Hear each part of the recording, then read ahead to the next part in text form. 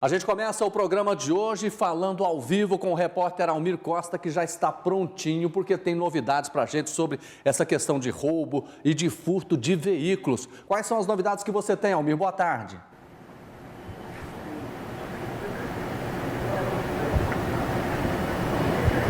Olá, Jodá. Boa tarde para você, boa tarde, Luciana, boa tarde aos nossos telespectadores. É um resultado realmente digno de elogio do trabalho da Polícia Civil. É uma quadrilha que vinha agindo já há 10 anos em Goiânia e que deve ter causado um prejuízo de 50 milhões de reais ao longo desse tempo. Só para se ter uma ideia, hoje, agora há pouco, foi apresentado o resultado da Operação Sétimo Selo aqui na Delegacia de Repressão a Furtos e Roubo de Veículos. São 15 indiciados, sequestro de 51 imóveis residenciais e comerciais até uma fazenda no município de Palmeiras de Goiás. Tudo isso avaliado em 40 milhões de reais, além de dinheiro que foi bloqueado nessas contas dos criminosos. Para a gente lembrar essa história, no dia 10 de abril, nós temos as imagens aí, a polícia realizou uma das fases da Operação Sétimo Selo, quando prendeu várias pessoas e apreendeu dezenas de carros de luxo, alguns avaliados aí em 250 mil reais. Um dos envolvidos, inclusive, o Paulo Eurípides, o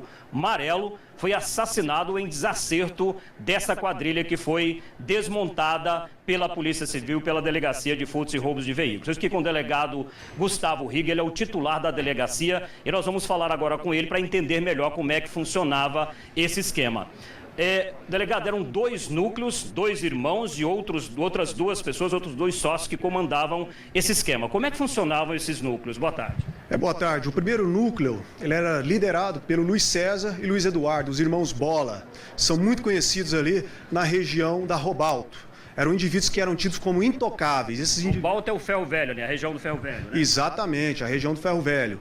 Esses indivíduos eram responsáveis aí pela receptação de veículos roubados, pela adulteração dos sinais de identificação de caminhonetes, bem como eles tinham envolvimento no financiamento e custeio para o tráfico de drogas. Qual que era o destino desses veículos, delegado? Alguns veículos eram desmanchados e as peças eram revendidas a terceiros.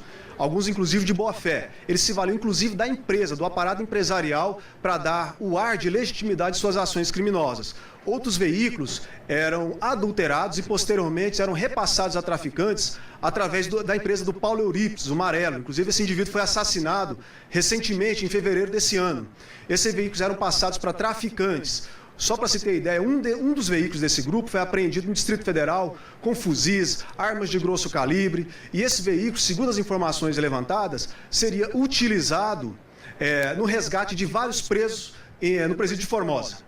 Teve até caso que um juiz também foi alvo de um atentado quando um dos integrantes desse bando tentava roubar um carro?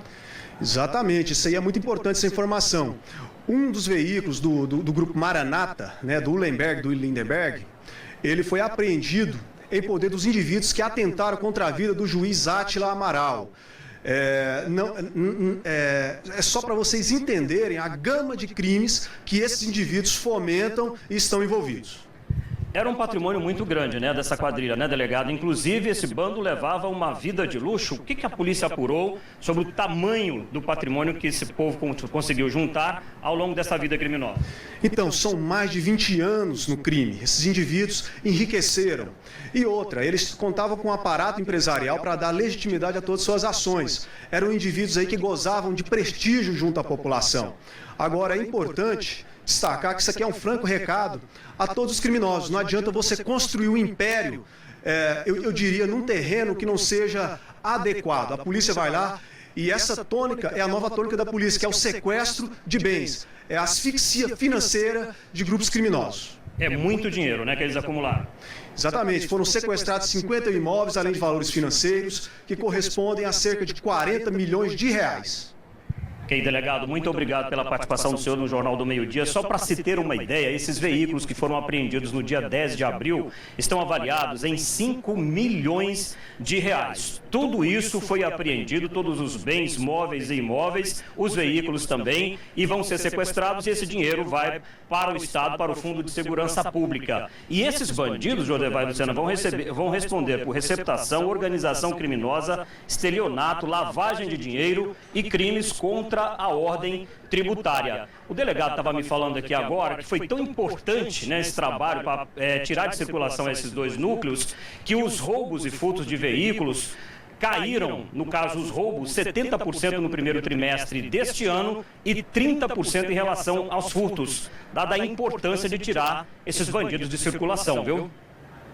Ok, Almir, muito obrigado, uma boa tarde, obrigada ao delegado, parabéns a toda a equipe que trabalhou intensamente para desvendar esse caso, reforçando o que o delegado acabou de dizer, uma ação criminosa que já durava aí mais de 20 anos, esses integrantes gozando aí de prestígio junto à sociedade, porque comercializavam carros de luxo e, como bem disse o delegado, o mais importante é a asfixia financeira, o sequestro desses imóveis. São mais de 50 entre residenciais e comerciais e a apreensão desses carros de luxo avaliados em cerca de 40 milhões de reais. Olha, tem duas coisas importantes aí. Primeiro, parabéns à polícia que agiu nesse momento de forma dura, de forma inteligente, desbaratando essa quadrilha aí, tá certo? Parabéns para esses policiais. Agora, tem alguma coisa errada.